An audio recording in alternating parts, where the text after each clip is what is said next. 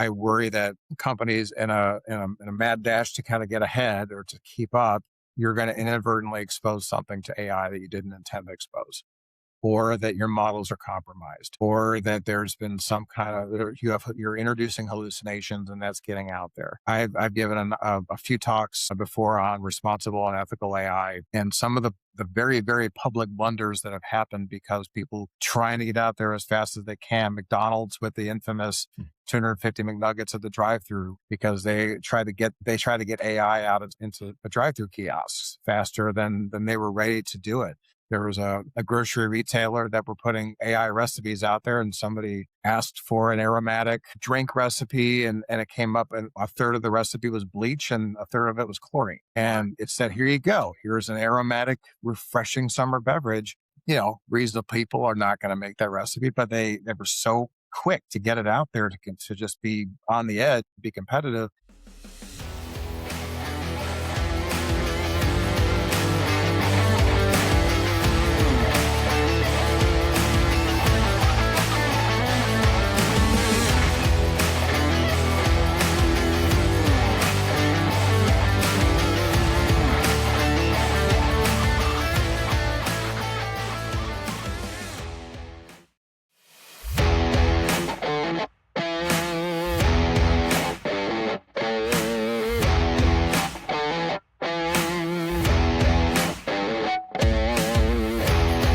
Hey, welcome to the Wired Garage with Pops. Today we're joined by Matt Godsted, a strategic leader and architect in the world of cybersecurity. That's just one side of Matt. He's also a driving force behind Suits That Rock, the high-energy charity concert that benefits the Carnegie Art Center in Covington, Kentucky. This show, which packs the house every September, has become a local favorite thanks to its mix of music, talent, and heart. Beyond that, Matt gives back as a mentor with the Inter Alliance, a nonprofit helping students discover the IT industry here in Cincinnati. In this episode, we'll talk about Matt's origin story, leadership journey, and cybersecurity architecture applied to the real world. Hey, Matt, thank you. Pleasure to have you. Let's get started.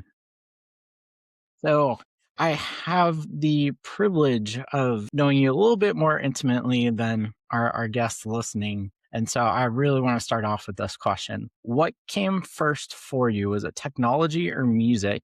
And then how did one influence the other over time? Technology first, though I did not start with an interest in technology as a career, but my first computer, for those, I'm dating myself for sure, but a TRS-80 from Radio Shack. It was 1984. Like a lot of kids, I was influenced by some of the movies at the time, specifically war games I wanted to hack.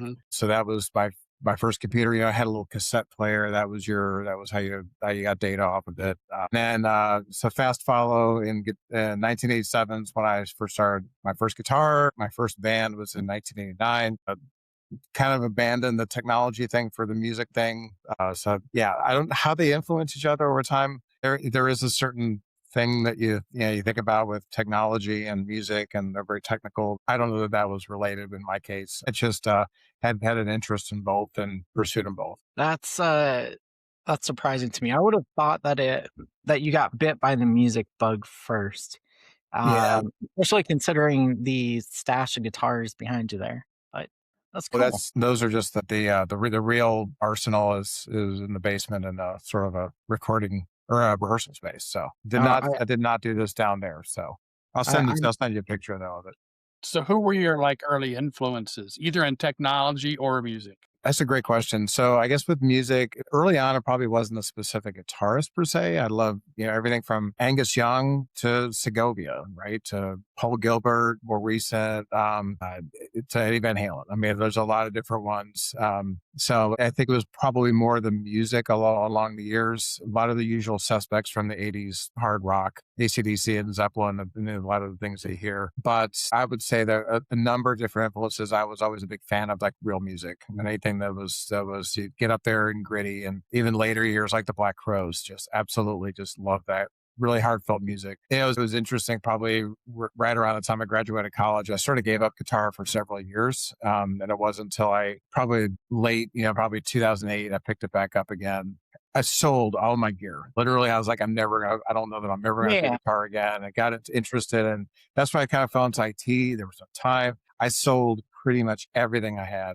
And then when I kind of was re-inspired by it and just really wanted to get back into it, had to buy all that stuff all over again. So it became kind of Interesting. pricey. And there was actually some really great stuff that I had sold that I really regret.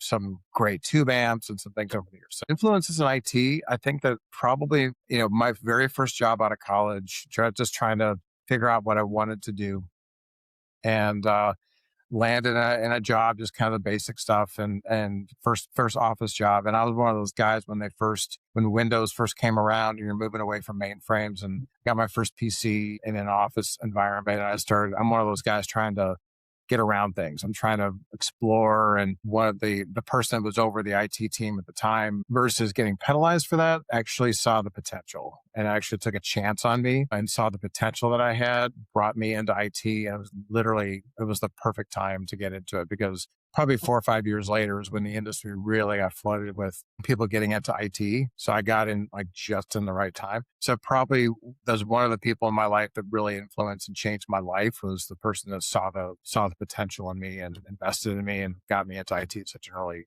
part of my. It's really cool. Yeah, we're thinking about doing a series here soon, just on mentoring only, because I think if you're successful at all, it's like the old saying, behind every good man's a good wife, kind of a thing. Behind every successful like technician, IT guy, there's a mentor who Yeah, guided them. And if you didn't, I think everyone has that story of someone, that said, they turned them, without someone would say the pivot point in your career on how you treat people, treat technology, yeah, whatever it is. agreed.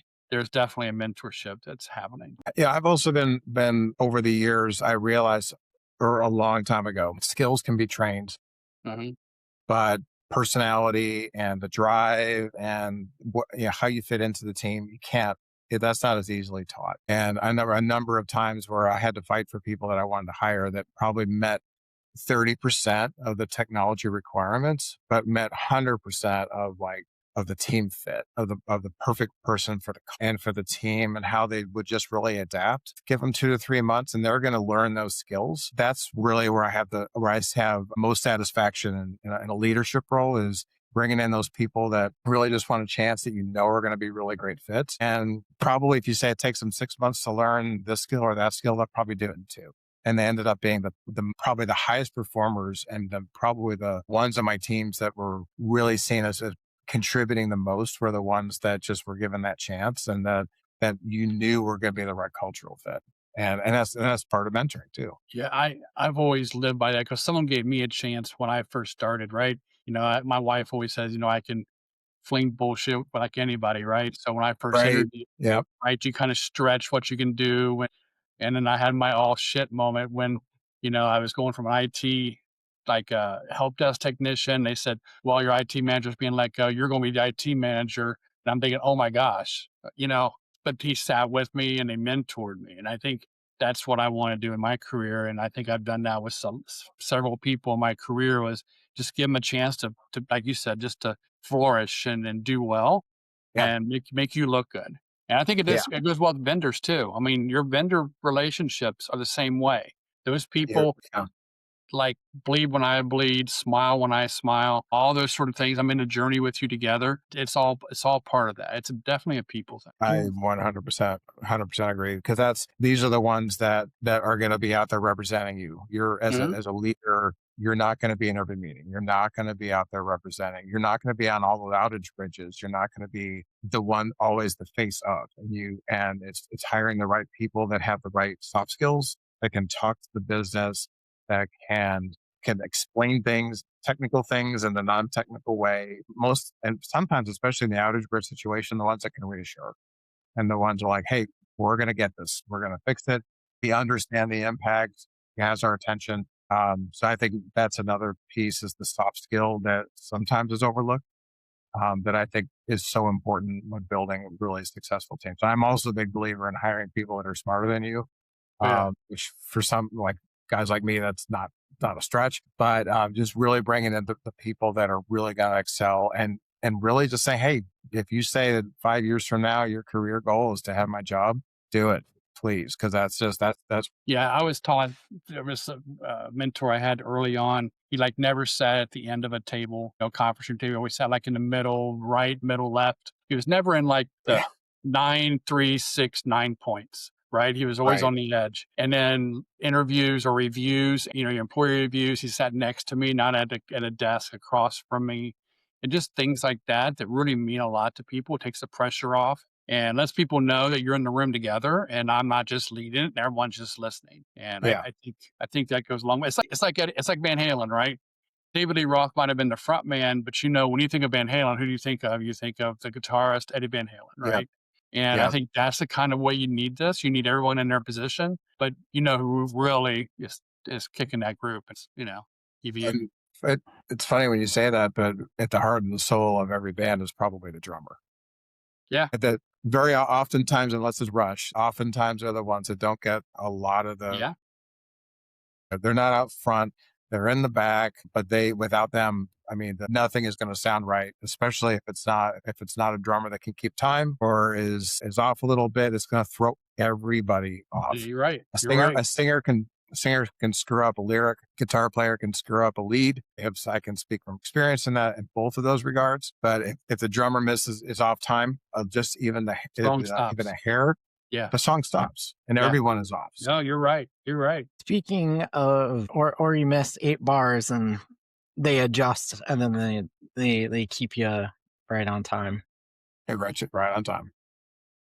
So speaking of that journey, kind of transitioning here, we have the influences. Somebody took a chance, and that really helped you flourish. That sparked your IT career, and we have where you are now. Skipping a whole lot of things that we'll come back to.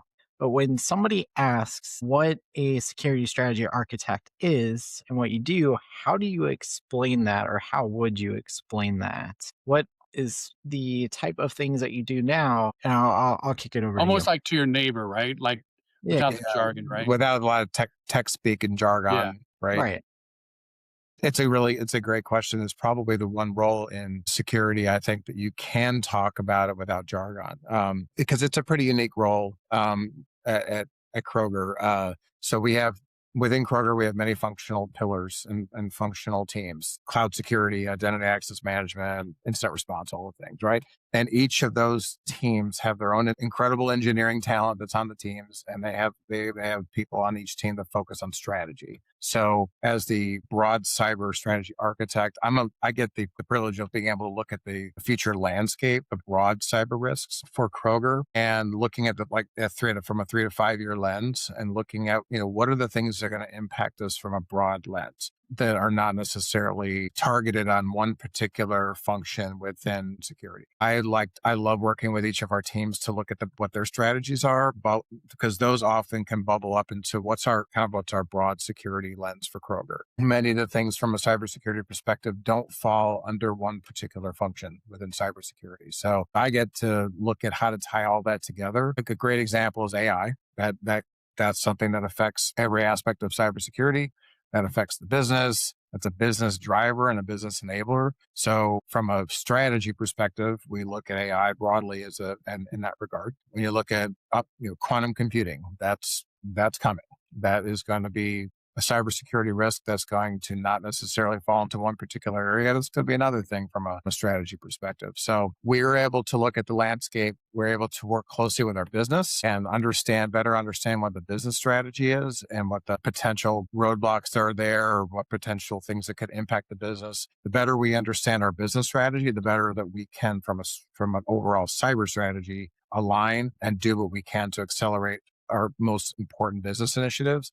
And take some of those broader strategies then and go down one level to the functional security teams and give them what they need to help them develop their own individual strategies. Does that kind of make sense? If you were my next door neighbor, would I have lost you, or would you have cracked a beer and walked out like 3 minutes ago? That was great. Okay, cool. I live and breathe it. So sometimes it's like, oh, it kind of makes sense. But, some people I probably would have lost. You've worked across manufacturing, financial, data analytics, and large scale retail. How have those maybe each of them had different plays, but how they shaped your approach to technology and security, and how you handle it. What sort of like music, your influences and security, which of those had more heavy of an influence or what influenced you? So I love the question. I love because I oftentimes talk about that from a not necessarily cyber related, but when we talk about like the mentoring thing, like Inner Alliance and talking to students and they're asking about, like, hey, what would you do? And a lot of these things translate no matter where you are. Every company, regardless of industry, is going to have the cybersecurity function, depending upon the size, but you're going to be focused on all of the different things that every company, identity access management, all of these things are the same. But from a cyber lens, depending upon the industry, at the heart of it, it's all about protecting what are the key assets, the key data assets of that company. That's going to vary. With manufacturing, it's going to be protecting, whatever your mission critical systems are that keep the operations running from incidents that could impact production. So a malware incident or a ransomware incident that could potentially shut down production. That's going to be the things that protecting those key systems. I would imagine in manufacturing, there's going to be, depending upon, but it could be some kind of your data that's you consider your crown jewels. Like these are the things that's unique to us as a manufacturing business. Those are going to be things you're going to want to focus on cybersecurity lens. The functions are going to be similar, but it's all about the differences in data. So that's what kind of makes everything unique. In financial services, it's going to be your customer financial data analytics and retail, especially retail. It's going to be your customer data is going to be probably the heart of what you do. Kroger is unique because it is manufacturing and it is your retail aspect. So we look at protecting the data from a customer data lab perspective. We treat that highest level of confidentiality, which means it's going to have the highest scrutiny and the highest security controls that we can put in to protect it. In manufacturing, there's going to be things that we consider crown jewels that are recipes. The things that we produce in our manufacturing facilities that we consider our crown jewels.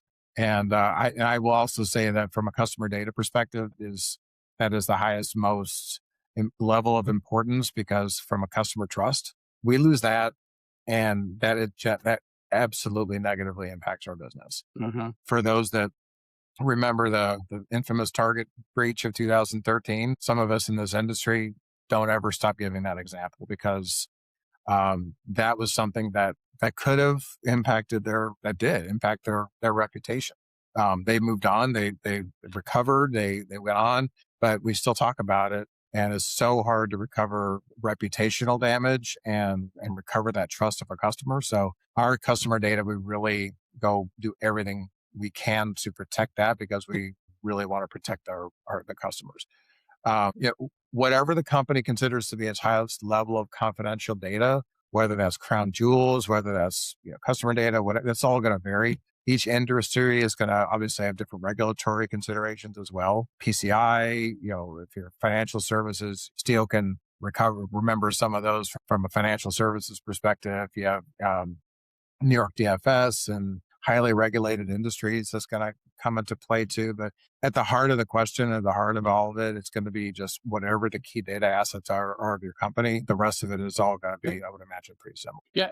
In financial, my personal information, I think it's almost like it's a long gone conversation over kind of existence in a sense. But when you look at globalization with some of the superpowers or the minor powers, I guess you would say, is coming around, what do you think of with like taking over cars, taking over power and water? You brought up war games, where you can The fourth misconstrue time. something happening and not really happening, but makes you engage, in a fake war, but you really engaged, sort of like with Venezuela or something, right? So, what are Yeah. some of those things that keep you up at night when you think we're a global company as well, and some of these other powers are, always trying to find or get information from us. But what keeps you up at night with those? And it takes it to another level where it's almost a pandemic level. I Yeah. don't if I'm trying to ask that question. Is there No, any like it just what broadly, are what you kind of what keeps you up at night that more of a pandemic risk that could be happening soon or you're seeing happening or we've lived through a few things, but what do yeah. you think's the next big with AI going on, what do you think is the next big risk that we need to be watching for? I do think with the way the acceleration of AI, I don't know if it's to keep me up at night, but it is one of the things that I feel is so broad and it's happening so fast. Do believe AI is one of those things that 10 years from now we'll not be talking about it anymore. Right. Back, 20 years ago, cloud computing was all people could talk Oh about. yeah. You went Yeah. to any conference and it was all cloud computing. Like, oh my God, this is such a game. This, all of the things, everything was just focused on that. Well, guess what? Then it went away. Virtualization was the same way. That was like, oh my gosh, this is like, what do we do? And then it just became routine. It just became a matter of business and technology. And I think AI will get there, but it is definitely, it is different because of the learning capability of it, the high potential for error. That it's probably one of those things that does keep me up a little bit more, only because I feel like that there is such an accelerated pace for companies that want to get out there first. And it is so competitive. And you look at any industry and people look at the companies, look at their peers and what they are doing. It's very easy to do it in retail. And so look what your competitors are doing. I worry that companies in a mad dash to kind of get ahead or to keep up, you're going to inadvertently expose something to AI that you didn't intend to expose, or that your models are compromised, or that there's been some kind of you're introducing hallucinations and that's getting out there. I've given a few talks before on responsible and ethical AI, and some of the very, very public blunders that have happened because people trying to get out there as fast as they can. McDonald's with the infamous 250 McNuggets at the drive-through because they try to get AI into the drive-through kiosks faster than they were ready to do it. There was a grocery retailer that were putting AI recipes out there, and somebody asked for an aromatic drink recipe, and it came up, and a third of the recipe was bleach, and a third of it was chlorine. And it said, "Here you go. Here's an aromatic, refreshing summer beverage." Reasonable people are not going to make that recipe, but they were so quick to get it out there to just be on the edge, be competitive. You're introducing things that you didn't intend to, and you, without having a man in the middle, those risks are out there more so than the risks that we saw with cloud computing 10 years ago and virtualization 20 years ago. So those are the things that worry me, especially like small to medium sized businesses and nonprofits. The ones that are really that don't necessarily have the money to hire in the right talent and the expertise. They're just trying to compete and get it out there. Those are the ones that I worry about a lot, because they're most prone to do something and inadvertently put data out there they didn't mean to, or again, introduce bias, and put themselves in legal harm. So And those are I the think companies those, that need that support, right? That across the businesses in your region, the alliances of just training and education and news and yeah, because they can't afford the big vendors or the big experts, and to be hired in. And yeah. they're taking chances on things. And even though I wouldn't say they're a competitor because they're nonprofits, but you have to share some of this because they can doom your world as fast as any competitor could, right? And Eh, they're just trying to keep up. They're trying to be Right. relevant. They're trying to be competitive. It's just without knowing about what goes into protecting it responsibly. Cybersecurity is one aspect of it, but at the end of the day, it really is understanding AI and how models can be influenced, and injections, and just all the heinous stuff that can happen. And just it's easy though to like, we got to get this out there. We got to get that. Forget it. Let's cut some corners. We can do that, and that's probably the stuff that concerns me the most. So, I kind of to that point, when you've got this burning rush and burning desire to get stuff out there, how do you tactfully kind of tread and create balance in business need and security need? When you say no to a project on security grounds, for example, how do you turn that into a productive conversation instead of a roadblock? That's a good question. I feel like that we've really evolved over the past 10 years or so, let's say. Getting out of security, just getting out of the business of saying no. That's not the business that we want to be in. Feel like several years ago, it was security was sort of set apart from the business, and you assess the risk, you assess the things, and you're like, no, that's not happening. Go come back when you have something more secure, come back when you have a better solution. We're not in that business. Certainly regulated data is in scope. Sure, that could absolutely be a no, but it's going to be a no, but it's going to be, we need to, what can we do to get past the risk that we are seeing, that we see that the risk is not worth it. It's all about measuring risk, and it's all about communicating that risk to the business and understanding what the risk appetite is of that business. It's gonna depend. So companies and businesses have to take risks. If they didn't, they would not stay in business. You have to take risks. We in security have to go along for the ride with the business to understand what those risks are and help them measure what their risk without putting the company at risk, and without putting looking at all the potential regulatory, there's operational risk, there's reputational, there's financial risk, there's all these things, making sure that they understand what those factors are and to give them the data that they need to make an educated decision. We will certainly weigh in. There's going to be scenarios where we would say, no, but this is what we need to do to get you where you would need to be. Or we may say, here are the risks. As long as you're willing to accept that from the business, then we've given you what that is, and here's our recommendations to kind of get things, whether that's in-house developed solutions that don't quite hit the mark from a DevSecOps perspective, or if we're looking at our third parties. But the conversation needs to be centered on risk and partnering with the business so that they just better understand what that is. It has to be around that. And then, most importantly, it's working with them to remediate whatever that is, to get them to the point that security can get behind it. And then just working with them the whole way, just so that the biggest thing is education, and so that they understand what it is that they're getting into. And again, there's going to be times when it's going to be a no, but it's going to be a no, let's get you there, because we just don't want to be in that business of saying no. We really want to make sure that it's a partnership all the way through. So if I want a new guitar, it's no, but got it. But that's Like partnership. the new guitar thing is usually, that is a flat out no. And the risk is that you have too many guitars and you need to go find another hobby that's cheaper. It's just one more. So taking industry out of it, what frameworks or principles do you kind of depend on or use in your decision making? Like, one example I ran into was my first ISO audit. They asked me, isn't change or why isn't security involved in your change management workflow? And we didn't. We only went to security when we thought it was something maybe that security needed to talk about or see or do. But they said no. And every change, security should have a checkoff point, because you really don't know always where those risks are. And they're always in tune with that. They're watching the roadmap. And so what kind of frameworks or principles have you used sort of to guide you? I know that there's frameworks are not, they're best practices, but what have you leaned on? Predominantly NIST.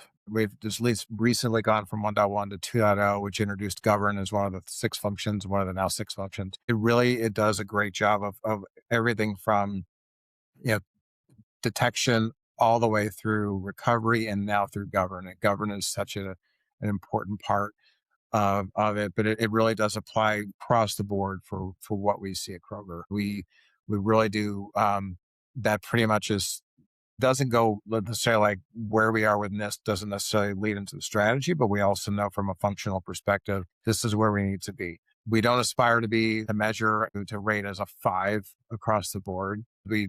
Cost doesn't make sense. If we were Fort Knox, if we were, financial services or something like that, we may say we'd probably aspire to be a 4 to 4.5. Right, finding that sweet spot that makes sense financially, the financial investments in security, as well as the operational aspects of being that secure. So, like right around 3.5 is really where we want to be from this perspective. That is really everything that we drive for for operationally, for where we want to be from a business standpoint, from a recoverability standpoint, everything, business continuity, incident response. All the way through how we look at our other functions within security. Yeah, because the most secure technology is the one turned off, and business can't run that way, Unplugged. Right? Yeah. Yeah. I think there are people, there's more risk adverse and there's less risk adverse. And there's certain parts of our compliance areas, maybe like, you know what, maybe just unplug this shit and we'll be a lot better off. Like, okay, that's fair. That's fair. Then now we get back to the whole taking risks thing, and we won't exactly sell a lot of canned beans if we unplug all our stuff. So from a security perspective, how do you measure whether a platform is serving the business well instead of just being technically elegant? Are there any specific metrics or signals you might pay attention to? Yeah, really at the end of the day, getting back to the business, kind of leaning heavily on your BIAs, your business impact analysis, understanding what business processes you have and are most important, and then what applications or what platforms support those processes. It's hard because you can absolutely get application sprawl, just like you can get server sprawl. You can have vaporware, you can have shelfware, you can have things that people buy thinking, hey, this is really, really cool, only to find out it hasn't been used in 5 years, but yet you've been, spending a lot of capital hosting it in your data center or a lot of, OpEx hosting it in your Azure cloud only to find out it's not been used. So I think that continuously working with the business and updating your BIAs and understanding the dependencies on those business. What are those dependencies within your business processes, meaning what applications support it, so that you can make sure that they're still in use, they're still serving that purpose, and they're not over or under architected, because I think that is also incredibly important. You have a number of times where the BIA can validate if you have the right level of high availability and the right level of security embedded in your applications. You'd be surprised that you have active solution across two different Azure's instances, across two different regions, full failover and 5 nights of availability, only to find out that the business process that it supports, the business said it could be down for 3 weeks and nobody would even know. It's really important to make sure you're level setting that. The opposite can be true. You can have something, a mission critical application that was architected because they didn't have the money to invest in the right level of capability or high availability for it.